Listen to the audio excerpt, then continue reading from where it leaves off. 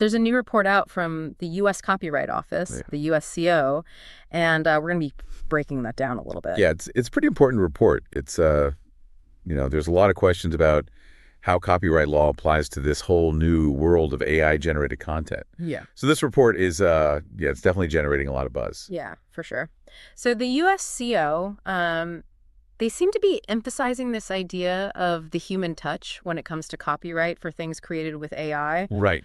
What does that even mean? Well, basically, they're saying that in the U.S., for something to be copyrightable, if it's made with AI, there has to be a human involved in the creation process in a meaningful way. Okay. It's not enough than like the solo artist. More like a tool that you're using to express your own creativity. So like in the report, they give this example of a movie studio using AI to de-age an actor or like remove something from a scene. Right. That would still be copyrightable because there are humans involved in like directing the film and making all sorts of creative decisions. Exactly. Yeah, it's about the overall creative process, not just the final output. Okay, interesting. So what about music? Like if I use AI to help me write a song, where's the line? Well, that's where things get tricky. And that's why the USCO is saying it's going to be a case-by-case thing. Okay. It really depends on how much human input there was and to what extent the final product reflects the user's creativity versus just the AI doing its thing. So I can't just like have my AI write a symphony and then copyright it. Probably not, especially if all you did was like type in write a symphony in the style of Beethoven. Right. That's not really showing much original creative input on your part. Right.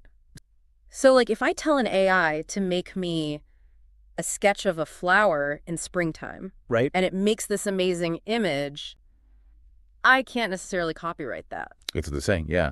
Their argument is that the real creative work is being done by the AI's algorithms and data sets, not by your prompt. Interesting. So they're saying the prompt is more like a suggestion rather than a like full artistic vision. Yeah, it's more like giving the AI a starting point rather than actually creating the work yourself. Isn't there some creativity involved in like coming up with the right prompt and figuring out how to get the AI to produce what you want? Yeah, that's a good point. I'm sure lawyers will be arguing about that for years to come. But for now, the USCO seems to be pretty firm on this idea that there needs to be that original expression that comes from the human mind.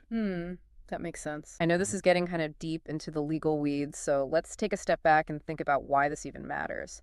Why should we care about all this? That's a great question, and it's an important one. This isn't just some abstract legal debate. This is stuff that actually affects people's lives. So first of all, this report is really helpful because it brings some clarity to a very confusing situation. Clarity is good. Right. Yeah. Creators like you now have some guidelines to follow, even if they're still a bit vague in some areas. Okay, so it's helpful for creators. Yeah. But there's got to be more to it than that, right? Yeah, absolutely. So another reason this is important is that it sets a precedent that could shape how copyright law evolves in the future. And not just in the U.S., this could have implications globally. Wow, global implications now we're talking about. Yeah, this could influence how other countries deal with this whole issue of AI and copyright. That's pretty big. But what about for like regular people who aren't lawyers or policymakers? Well, this goes way beyond just the legal technicalities. We're talking about really fundamental questions about creativity and ownership in the digital age.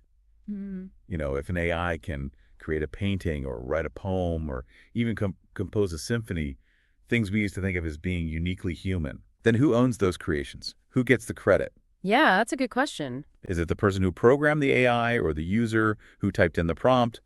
Or does the AI itself have some kind of claim to authorship?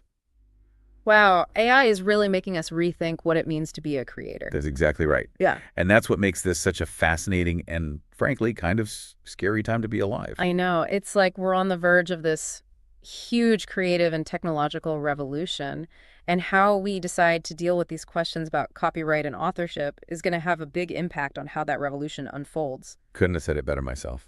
Okay, so we're just scratching the surface here. But before we move on to our other sources, let's quickly recap what we've learned from this USCO report. So the big takeaway is that AI-generated stuff in the US is probably only going to be copyrightable if a human has like edited or changed it in some way. Right, and even if you're using those fancy prompts, right, those alone aren't usually enough to give you ownership. Got it. But the USCO is also saying that this is a work in progress, right? Things could change as AI gets better. Absolutely. Yeah. This report is not the final word, but it's a really important step towards bringing some order to all of this. And it forces us to start asking some really tough questions about what creativity is going to look like in the future. Okay, deep divers. Yeah. There aren't really any clear answers yet. Oh. But this article suggests that as AI tools become more widespread, we're probably going to see new legal frameworks emerge to deal with all this. New legal frameworks. So more work for the lawyers. Pretty much. But seriously, this uncertainty is a real challenge for creators. Because when the law can't keep up with technology, it creates this gray area. And that gray area can make people hesitant to experiment and try new things. So you're saying this whole copyright debate could actually stifle innovation in creative fields? That's exactly right. It's not just about who gets the copyright, it's about the potential impact on creativity itself.